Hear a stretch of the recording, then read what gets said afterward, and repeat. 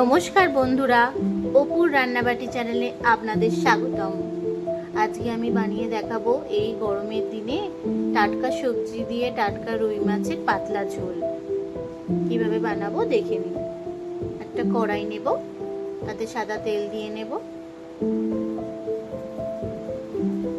সাদা তেলটা গরম হতে দেব।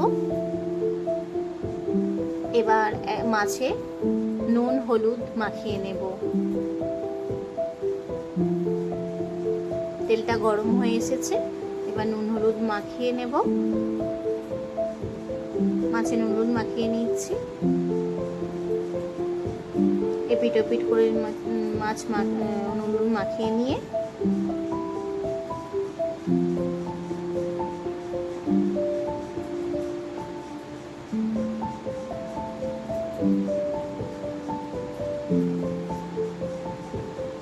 এবার গরম তেলেতে ছেড়ে দেব আস্তে আস্তে।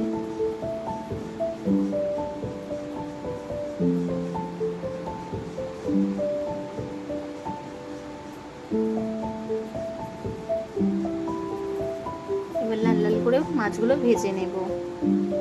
একটু ভালো করেই ভাজতে হবে বন্ধুরা, না হলে ঝোলেতে একটা আঁচটানি গন্ধ ছাড়ে। মাছটা ভালো করেই ভেজে নিতে হবে লাল লাল করে। এপিট ওপিট করে মাছ ভেজে নেব। বন্ধুরা, আমার চ্যানেল যদি আপনাদের ভালো লাগে, আমার ভিডিও যদি আমার ভালো লাগে, লাইক কমেন্ট শেয়ার করবেন, সাবস্ক্রাইবও করে দেবেন বন্ধুরা। তাহলে প্রত্যেকটা রান্নার আমরা নোটিফিকেশান যাবে আপনাদের কাছে, দেখতে পাবেন।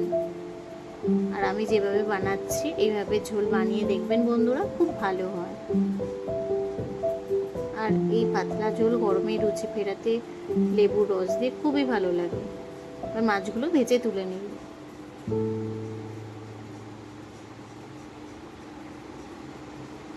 সমস্ত মাছ এইভাবেই ভেজে তুলে নেব।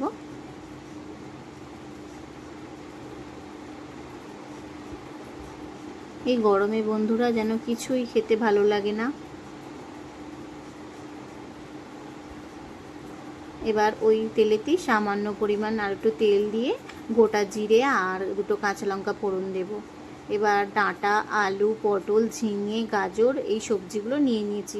সঙ্গে পেঁপেও অ্যাড করতে পারেন বন্ধুরা, আমার কাছে পেঁপে শেষ হয়ে গিয়েছিলো, দিতে পারিনি। প্রথমে আলু দিয়ে ভেজে নেব, তারপর পটল দিয়ে দেব, তারপরে একটু নাড়াচাড়া করে এগুলো একটুখানি বেশি ভাজতে হয়। এবার ঝিঙেটা দিয়ে দেব।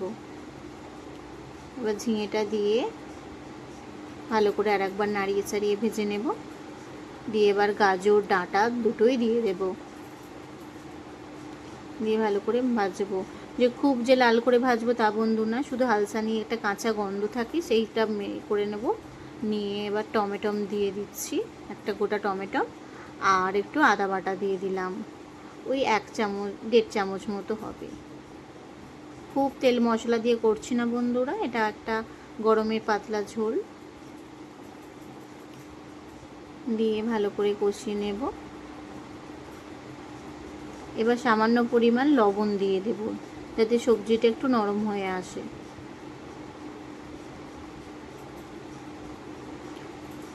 ওই 2 চামচ মতো লবণ দিয়ে দিয়েছি।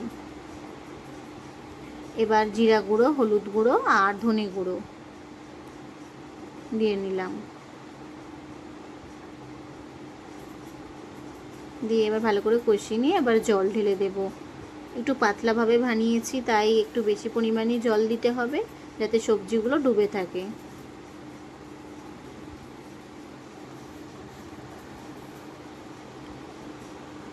আর একটু বেশি পরিমাণে জল দেব, দিয়ে সবজিগুলো ভালো করে ডুবিয়ে দেব।